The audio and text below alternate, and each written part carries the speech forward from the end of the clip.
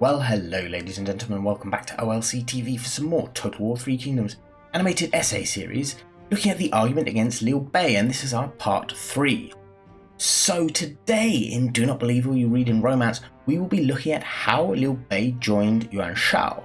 And this is quite interesting because of course it wasn't all that long ago that Liu Bei had been fighting against Yuan Shao and his sons.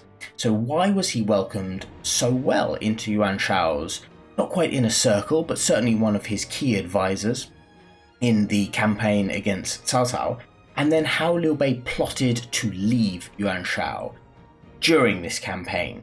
We'll be looking as well at his bandit period, his time in Runan, allying with, working with former Yellow Turbans, active Yellow Turbans and bandits in the area, and as well basically being a bandit himself. Then we'll be looking at how he ended up in Jingzhou following that, because of course Cao Cao does beat Yuan Shao. So how he ended up in Jingzhou, which was led by Liu Biao. Liu Biao was the governor at the time. And then how he got involved in the politics of the province and what his relationship was really like with Liu Biao. Then of course as well we'll be looking at his propaganda machine. So this was led by the likes of Mi Zhu and Sun Qian, and how they started to foment this idea that Liu Bei was a hero and Liu Bei was the saviour of the Han, because it was his period in Jingzhou that Liu Bei started to collect some really talented individuals to his name. Because of course before then, of course he had Guan Yu, he had Jiang Fei, he had Zhao Yun, but many of the other followers he had are not really as well known for being brilliant. He did have the Mi clan of course supporting him because he married into them, but they're not noted for being brilliant people of the time in quite the same way. But his time in Jingzhou, he did start to collect some really quite important people that would serve him for the rest of his life in key roles. So we'll be looking a lot at that. Alright, let's get into it. Now, we're going to wind back the clock just a touch from the last episode, just so we can get an overview of what's going on. It's 200 CE. Liu Bei has just retaken Shu province in a very brutal quick rebellion against Cao Cao. This is happening whilst Cao Cao is preparing to defend against Yuan Shao's inevitable attack. Cao Cao has set up Zhangba to his east, he has set up Xiaodun to his west, and he has got key people like Yue Jin, Yu Jin, and Chengyu along the river, with Yue Jin and Yu Jin especially doing guerrilla work north of the Yellow River, burning anything that could be used as food and burning any supplies camps that get set up to basically create a whole swathe of scorched earth. That means that Yuan Shao can't use close supply chains. His supplies have to come from far away. Now, this all works in Cao Cao's favour. He knows that Yuan Shao is coming, but he knows that if he doesn't deal with Liu Bei in Shu province, where he's popular, will raise an army, and he will come and he will cause a problem to Cao Cao when his attentions are diverted elsewhere. I think it's also worth noting, Cao Cao does not really regard Liu Bei as a major threat in this position. That's not to say he doesn't respect Liu Bei's military talents. He certainly knows he's better than Liu Bei. Liu Bei has not ever successfully fought against Cao Cao. Cao Cao, when they first met in battle, Liu Bei fled instantly and refused to give battle, which allowed Cao Cao to march straight into Pengcheng and take tens of cities and kill hundreds of thousands of people. So Liu Bei, in his first thing, just fled. After that, any conflict they've ever had, either working together against Lu Bu or working against each other, Cao Cao has always been the lead and has always been more active. So he knows what Liu Bei is about and he knows he can beat him very, very quickly. He also knows his officers will be able to hold the Yellow River for as long as necessary whilst he's away. And he knows that Yuan Shao is indecisive and won't take advantage of his absence. So he takes his army and he heads east and he utterly destroys Liu Bei. Utterly destroys him and takes Shu province, forcing Liu Bei to flee. Now Liu Bei, in fleeing, leaves behind his family for the third time and Guan Yu, who promptly surrenders to Cao Cao. Now, quick note about Liu Bei's family. There is the story that Guan Yu eventually leaves Cao Cao and takes the family back with him and leads them back to Liu Bei. There is no historical evidence of this ever happening. All that we know is that Guan Yu returns to Liu Bei eventually. Liu Bei's family isn't ever mentioned again in the history, or at least this, because of course he gets other wives, but these wives, his children that he may have had or anything else, are never mentioned again, which leads us to assume that they must have been kept by Cao Cao. If they have been kept by Cao Cao, the question is, did Cao Cao kill them because they were the family of a rebel, or did he look after them? It's worth noting that Cao Cao has a reputation for not killing the families of his enemies. He very, very rarely ever harms the family members of his enemies. So, we can assume that if Cao Cao still has control of them, he keeps them under some sort of guard for the rest of their lives, or at least for the rest of his life, and they are relatively well looked after. Now, whatever happens anyway, Liu Bei runs to Qing province, which is just north, where Yuan Tan is in charge, and Yuan Tan brings him across to Yuan Shao. Now, Liu Bei has a history of fighting on the other side to Yuan Shao. He's fought for Gongsun Zan, he's fought for Tian Kai, he's fought for Tao Qian. All of them fought against Yuan Shao and his sons. But Yuan Shao still welcomes him with open arms. The question is why? I believe the answer is this, and this is me speculating, as well as being backed up by a couple of sources here and there from the histories and some scholarly ideas from the likes of Rafe de Crespigny. So my idea is this. Liu Bei has just been officially granted the title of Governor of Runan. Runan is the Yuan family's heartland. Yuan Shao is superior to Liu Bei by a slim margin by this stage, because Liu Bei is now a full governor, but Yuan Shao is still relatively superior. So Yuan Shao is thinking he would be able to have a person to administer his home province, who's officially been granted by the emperor the title to administer Runan, which means that he will be able to go there acting in Yuan Shao's name, as well as in his own name as the governor of the province, to raise troops, raise rebellion, and go against Cao Cao.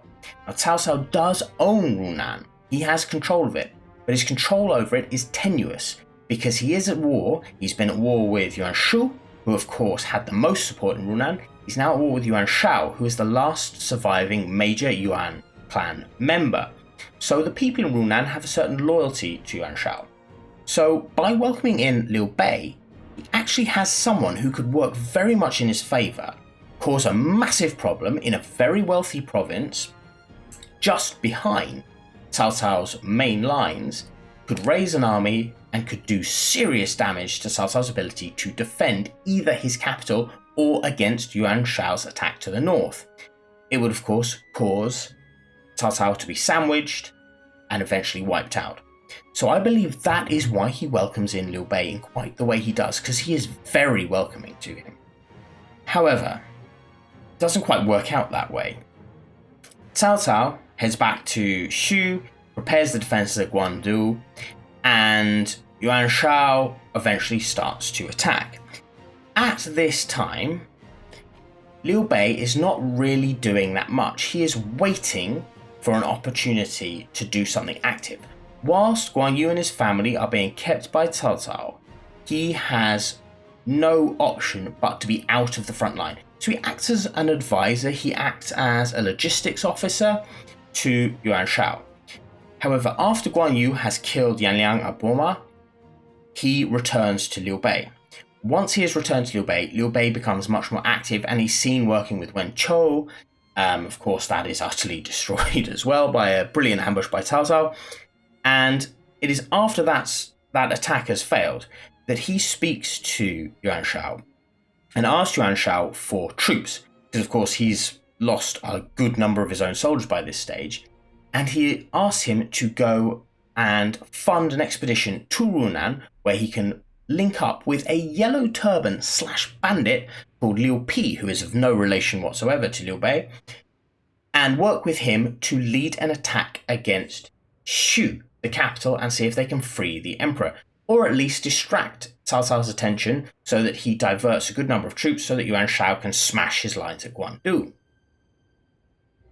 Why does Liu Bei want to go work with the yellow turban when, of course, he is the virtuous Liu Bei who wants to keep the Han dynasty running? He doesn't want to go and work for essentially a theocratic idea that demands the Han be overthrown and that the new yellow-based doctrine in the Taoist idea take over. Well, he does this because Liu Bei simply doesn't care that much about the Han, to be frank. He does this because it allows him to do what he needs to do. If Liu Bei goes and this rebellion in Runan works to his favour, Liu Bei, as governor of Runan, takes control. He takes control independent from Cao Cao, because he can now back up his claim with a military force. And he also does it in a semi-independent way from Yuan Shao, because Yuan Shao is still up in the north, and even though Yuan Shao would be technically in charge, Liu Bei would be the first one to get to the emperor, if this works, because Yuan Shao has to go through Cao Cao's soldiers, whilst Liu Bei and Liu Pi will be able to ride straight to Shu. So Liu Bei is thinking if he can go there, he can get hold of the emperor, and he can get hold of his own independent territory, and he can be in control. So of course, he goes down to Runan with supplies and with troops lent by Yuan Shao, and as here he goes a bit bandit for a while, and they do go bandit. They raid the nobles' farmsteads and mansions that do not support this rebellion. And the Yellow Turban in Runan province, and a lot of the bandits in Runan province, have a certain loyalty to Yuan Shao, simply because in the past the Yuan clan had funded them. They had worked as allies and as auxiliaries in their armies. So there is a certain loyalty there. They go a bit bandit, and they basically kill any of the nobles and any of the rich families that refuse to aid them. The majority, however, do provide at least supplies and funding, and they head north to raid Shu. However, Cao Cao isn't done. He's left Cao Ren behind to deal with them, and Cao Ren does what Cao Ren does best and thump Cao Cao's enemies into a bloody paste on the floor. And that's exactly what happens. Liu Pi disappears from history and Liu Bei flees. Liu Bei flees back up to Yuan Shao. It's at this stage when he realises that Yuan Shao cannot beat Cao Cao. He's been to Runan. Runan is not a province that has a particular affiliation for Cao Cao, but I don't believe they had a great love for Yuan Shao either by this stage. Manchong and people had been in Runan under Cao Cao's orders to eliminate anyone who was a strong supporter of Yuan Shao, so a good number of the supporters for Yuan Shao had gone. But there was still a big bandit presence, there was still a big Yellow Turban presence in the area, and I do use the term Yellow Turban loosely. They are more bandit than original Yellow Turban, but they still sort of believed in it. And Liu Bei knows that he can use them to provide a fighting force that will allow him to claim control of Runan. But he needs to do this independent of Yuan Shao. So he needs to betray Yuan Shao in a minor betrayal, but also seek an alliance with other warlords in the area who can provide him with the support he needs. So, what happens? 201 CE. Yuan Shao has been beaten back north of the river. And it's at this stage that Cao Cao is going to follow up and start to launch his own counterattack against Yuan Shao. Liu Bei, at the same time, has been sending the likes of Mi Zhu and Sun Qian, two of his advisors, to go and make a level of diplomatic overture towards Liu Biao. Now, why does he do this? It's simple. They both are distantly related, both connected to the same generation of princes, like 300 years previously. So they have the same level of connection to the royal family, though Liu Biao is slightly senior due to the prince he is descended from is more senior to the prince that Liu Bei was descended from, but it's very, very minor. They are both of the same sort of level within the imperial family. Liu Biao also has a decent-sized army. He has a relatively rich province. He's kept it relatively peaceful, and he borders Runan. So, if Liu Bei was to raise a rebellion in Runan again and take hold of Runan, he would need an ally to help support him. And that could be Liu Biao, because Liu Biao has no love for Cao Cao. The two of them could work together, keep each other safe, and it would give Liu Bei the opportunity to have his own independence again. So that's what he's planning to do. They're also starting to play up the whole idea that Cao Cao is a tyrant. Now you've got to remember, Mi Zhu and Sun Qian are two of Liu Bei's finest propaganda ministers, and they start pushing out, and they've been pushing it out since his rebellion, where he retook Shu province from Cao Cao. They have been pushing out this idea that he's the imperial uncle, which they've actually taken that title from Dong Chong. They've been pushing out this idea that he's going to unify the Han, which of course he wouldn't really, and he never really tried to, but they're saying it because it starts to give him a counterpoint to Cao Cao. Because at this moment in time, Cao Cao is starting to become the most powerful warlord, and he's attracting all the talent. And warlords around him are, the likes of Zhang Ba, who just said, okay, I'll work for you. And they are starting to just bend the knee. He has Yan Rou, Xiang Yufu up in the north. He has Zhang Yan very soon is about to join him. And they're going to join him without a fight. So Liu Bei needs to offer a counterbalance. And so he's got his propaganda ministers doing just this, saying that he's there supporting the Han, saying that they're going to free the emperor. How he's planning to free the emperor, backed by a whole load of yellow turbans who want to see the Han dynasty fall, is another thing, which his propaganda ministers never explain. But that's what he's planning to do. So he starts to beg Yuan Shao for more troops. Because of course, by this stage, he really has no real troops left, just his own personal guard. So he's begging Yuan Shao for more troops because he wants to lead another rebellion in Runan. However, he has no intention of doing this under Yuan Shao's name. He is doing this all for himself at this stage. Before, he was thinking maybe I could work with Yuan Shao, but I could still get to the capital first. Now he's thinking, no, I'm just going to take the troops and run. And that's exactly what he does. Yuan Shao is desperate. He's being pushed back by Cao Cao. So he gives Liu Bei troops. Liu Bei raises a rebellion. He raises it alongside a chap called Gongdu.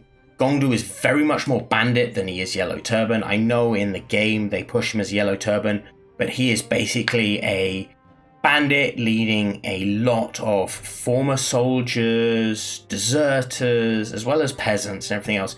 And they have just used the ideas of the Yellow Turban rebellion of old as a means to basically foster support amongst the people.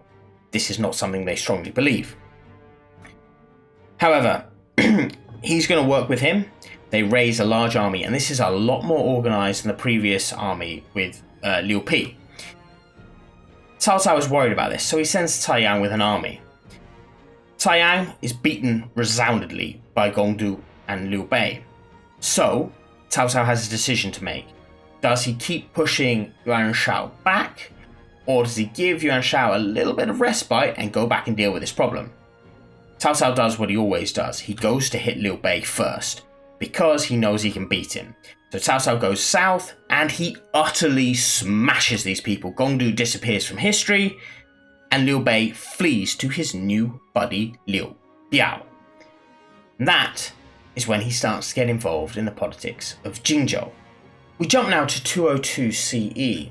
202 CE, he has been welcomed in by Liu Biao into Liu Biao's province, but he has not been allowed to set up a camp within Liu Biao's own court in Xiangyang. Instead, he's been positioned in a place called Xinye, and he's been positioned here because Liu Biao doesn't trust him. Liu Biao knows he's a military man, he knows that Cao Cao's after him, and he knows that he can fight. So he's putting him there to act as a buffer between himself and Cao Cao, and he's been gifted this territory that he can rule semi-independently from the rest of Jing. However, he really doesn't trust him. You've got to remember that Liu Bei has a reputation for leaving his employers and for leaving his family behind. So he has left Gongsun Zan. When he was fighting for Tian Kai, of course, he leaves Tian Kai, who's Gongsun Zan's officer, and goes to Tao Qian, effectively on receiving a bribe. His time in Tao Qian, he doesn't leave Tao Qian, of course, but he does take over the province following Tao Qian's death, and Tao Qian's sons are effectively disinherited, and we don't know what happens to them. Now, I'm not saying that Liu Bei used any underhand tactics to take control of this province, but Liu Biao was an old man. It's a similar situation. There's a couple of sons knocking around. There's an inheritance issue that's bubbling under the surface in Jing province, which there wasn't in Shu province by all accounts, which it doesn't help the situation. And he knows that Liu Bei is very, very charismatic, and that in a very short time in Shu province, he'd managed to win over a good number of the nobles and had got the support of the court, so there was no issue whatsoever when Tao Qian's sons did not take over, and he took over instead. So Liu Biao has that on his mind. He's fearful that Liu Bei will do exactly the same thing in his province, because of course he's an old man. He also notes that Liu Bei has just betrayed Cao Cao, been resoundingly defeated, fled to Yuan Shao, and just betrayed Yuan Shao. And he knows this. This is stuff that he has mentioned in letters, it's in court documents from the time that have been recorded in the records of the Three Kingdoms. There is a level of mistrust, and although we can't trust exactly recorded speech and recorded documents in the same way because they're written in this case at least a long time after the event. Chen Shou wrote these a long time after the event actually happened, so there's a threat that he may have inserted things just to, fit a narrative. But by Liu Biao's own actions, he definitely doesn't trust Liu Bei, so he shoves him in Xinye. And of course, Liu Bei is there. He's able to raid Cao Cao's land and make a nuisance of himself. So Cao Cao asks Xiahou to defend against Liu Bei. Xiahou heads down with his army, but he's suckered into a battle at Bowang. He's there, there's a few other commanders there. He gets suckered into an ambush. Liu Bei, in a stroke of genius, pretends to flee, pretends to set fire to his camp. Xiahou advances. He gets ambushed and defeated, and it's the timely intervention of Li Dian that saves him and the other officers, so Xiahou can escape. Liu Bei, that's his greatest military achievement to this date. And it's not bad beating Xiahou, but Xiahou doesn't exactly have the greatest military mind at all either. So it's not exactly a mighty of two top generals. It was an ambush, it was effective, and Liu Bei is very, very happy about it. It should also be noted at this time that we don't know exactly what happens from this point onwards till about 207, 208 CE. Liu Bei is there. He is moved away from Xinye, and he is stationed near Bowang at Fancheng for a while. Liu Biao doesn't seem to want him to stay in one area for too long. We also know he meets and is introduced to a huge number of scholars and men of talent, as they are described.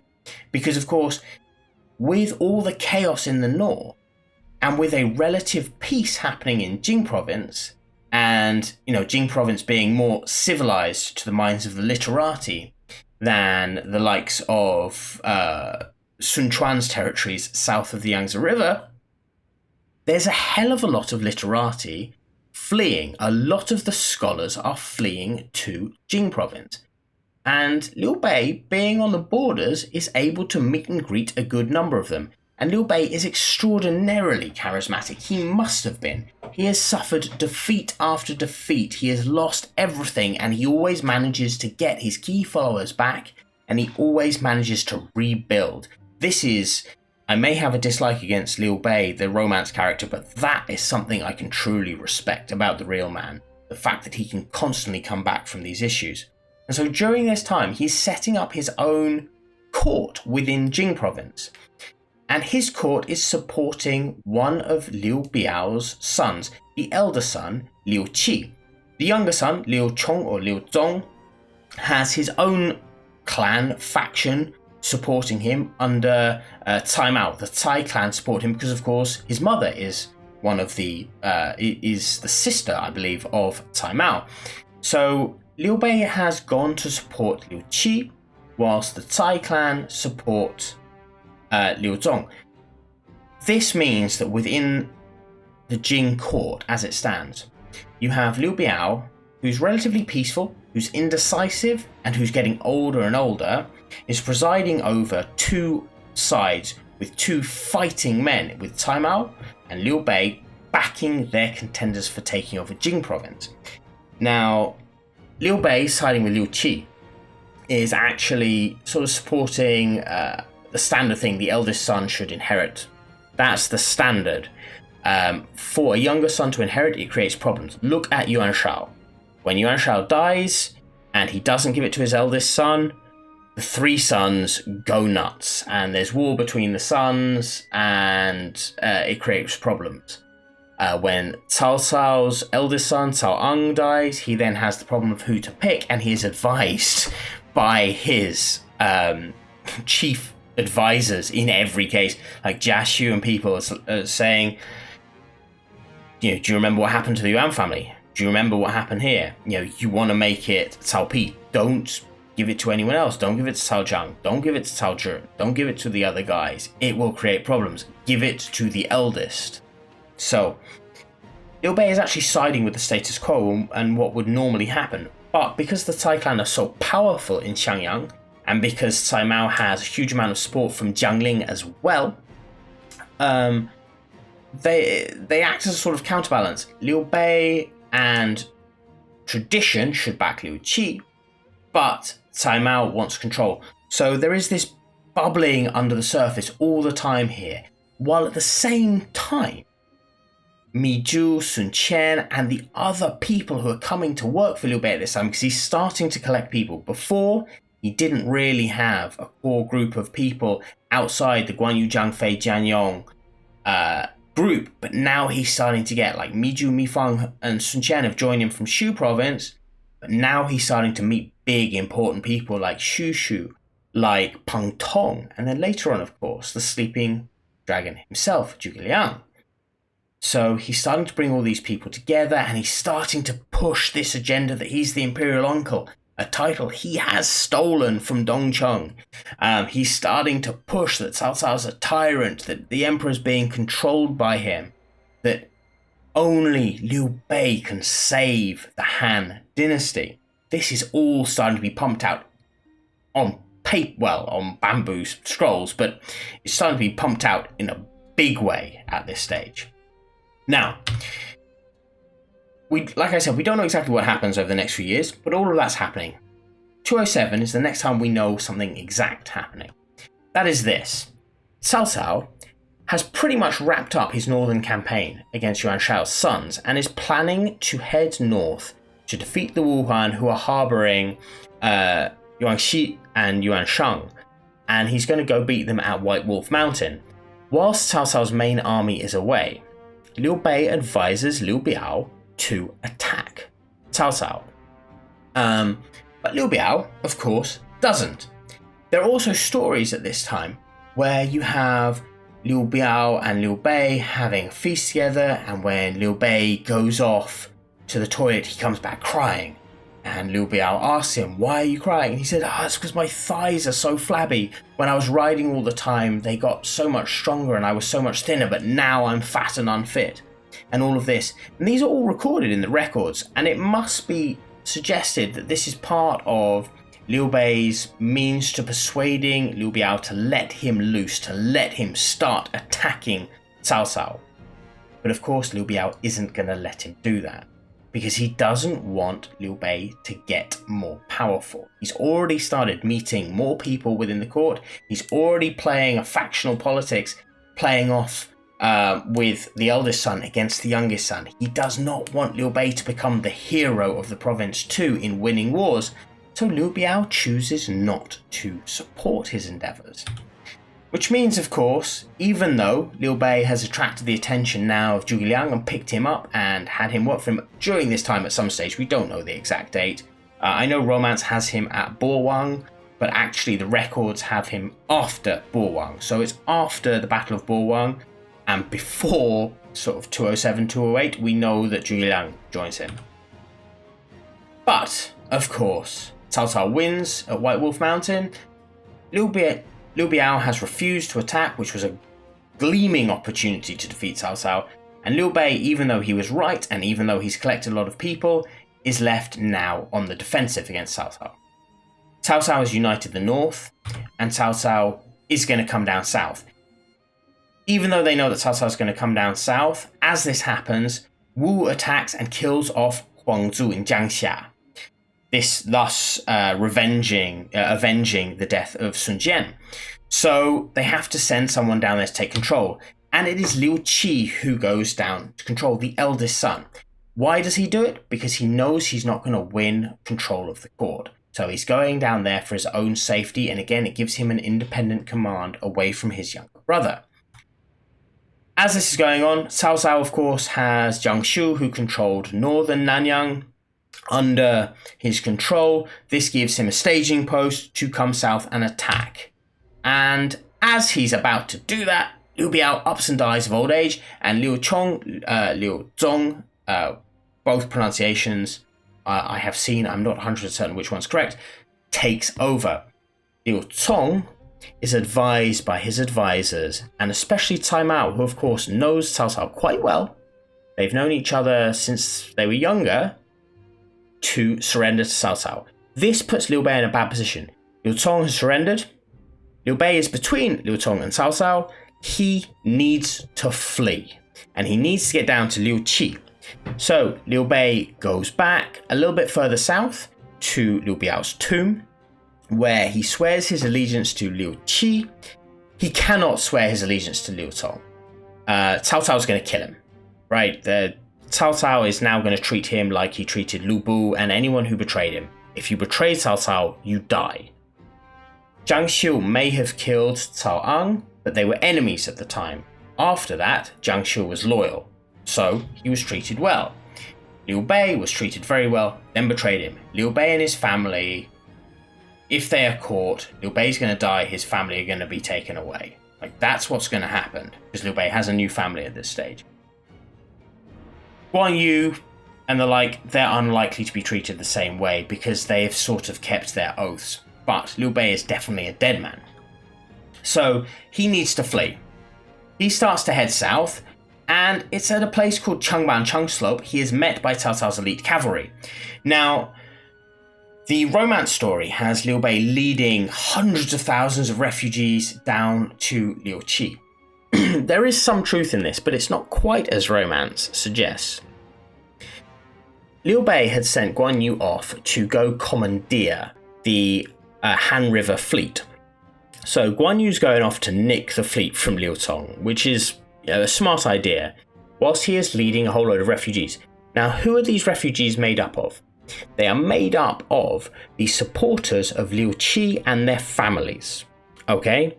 Because Liu Cong has declared Liu Qi an enemy.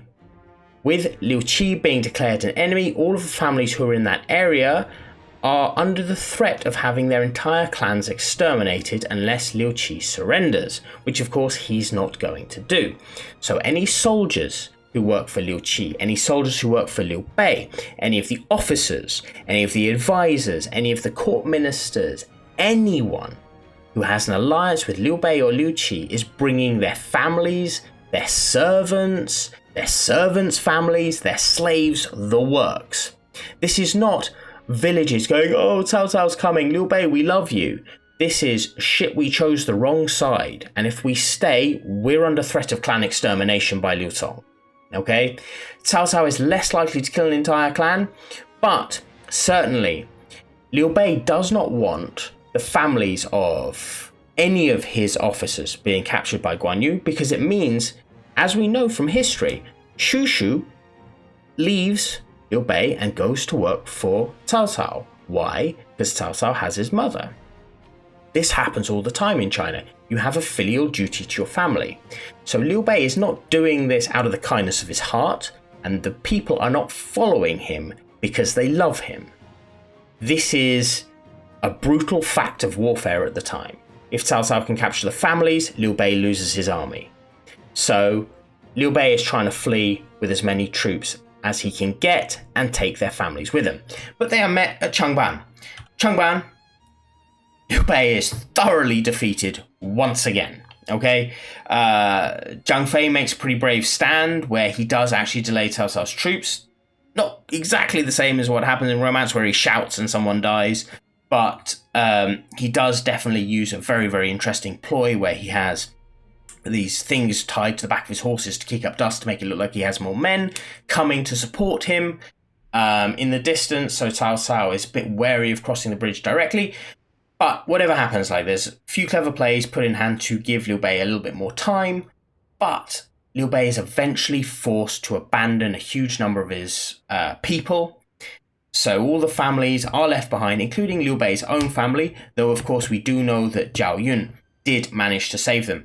And not in the sort of heroic riding through all of Cao Cao's armies, killing everyone in his way type of way that you get in romance.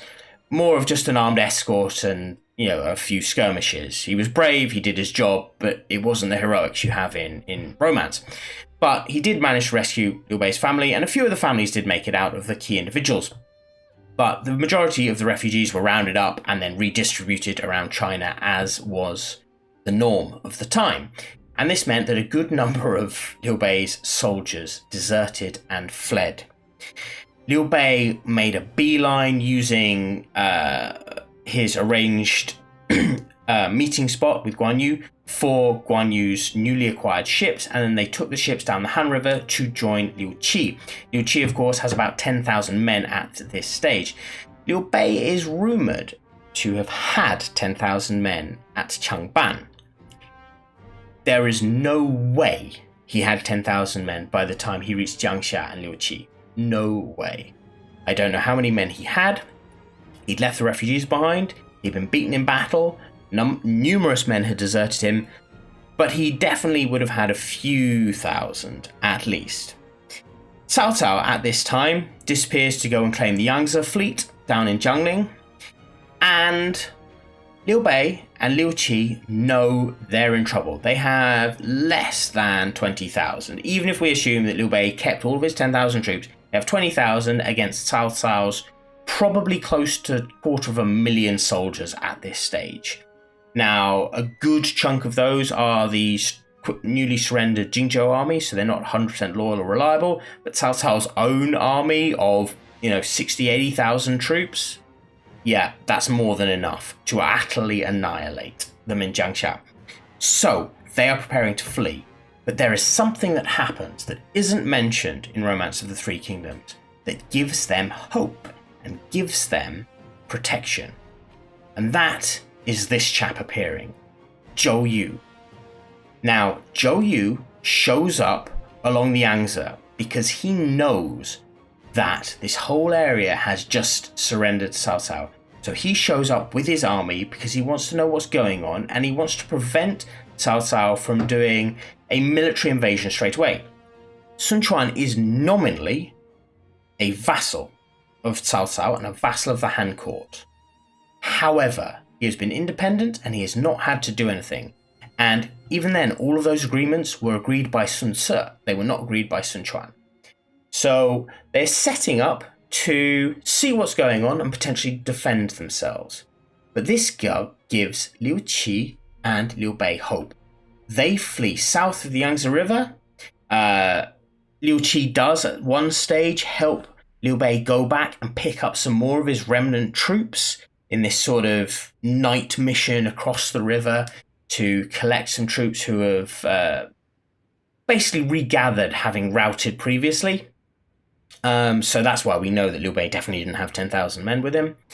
And that's when Zhuge Liang is sent to basically get a diplomatic relationship going with Sun Quan. Liu Bei at this stage as well, I think it's important to remember, is now an officer of Liu Qi. Okay? At no stage since betraying Cao Cao has Liu Bei been independent. He's lost his titles now because the governor of Jing province actually gets given to Liu Cong very briefly, and then given to Liu Qi very briefly, and then people claim it and it becomes an absolute mess. So he doesn't have that. Runan gets given to someone else, and basically he's working for Liu Qi whether he likes it or not, which means any diplomatic relationship being built up with Sun Quan is done in Liu Qi's name, not in Liu Bei's name, and I think that's very important to understand. Zhuge Liang is not negotiating for Liu Bei. Zhuge Liang is negotiating for Liu Qi, okay, when he goes to Sun Quan's court. But, ladies and gentlemen, that is it for today. So the aftermath of this, of course, is the build-up to the Battle of Red Cliffs, Chubi itself. Liu Bei and Liu Qi have fled. They have a handful of soldiers, but 10,000 soldiers isn't a small number, and Liu Qi definitely had around 10,000 soldiers. The Sun family can raise a decent number of soldiers as well, and Zhou Yu has already started to mobilize them even before Sun Quan has given him the go-ahead. And so he started to mobilize them because he's anticipating a problem either with Liu Qi and Liu Bei or with Cao Cao. He hasn't decided which one's the bigger threat yet and which one his government wants to work against, but he has an inkling that he wants to go to war with Cao Cao and defend the southern lands. And that's what we'll talk about next time, because of course, it's always remembered that Chubi is this great victory for Zhuge Liang and his magical wind-blowing skills and his ability to steal arrows from the enemy. Neither of those two things he actually did in real life. Liu Bei, of course, is remembered for being a hero for his participation in it, and I'm not saying he didn't participate in the Battle of Chubi, but it was Zhou Yu's victory and Wu's victory, and they deserve 99% of the credit. It was their plan, they executed it. What Liu Bei did as part of the battle was relatively minor, and what he did afterwards was major and led to a conflict that would end up killing Guan Yu and causing Zhang Fei indirectly to also be killed. So, that's all for next time. Coming up in the next episodes, Red Cliff and abusing the alliance with Sun Quan, protecting his kin Liu Jiang only to betray him, and declaring himself emperor. I really hope you've enjoyed this. See you next time. Bye bye.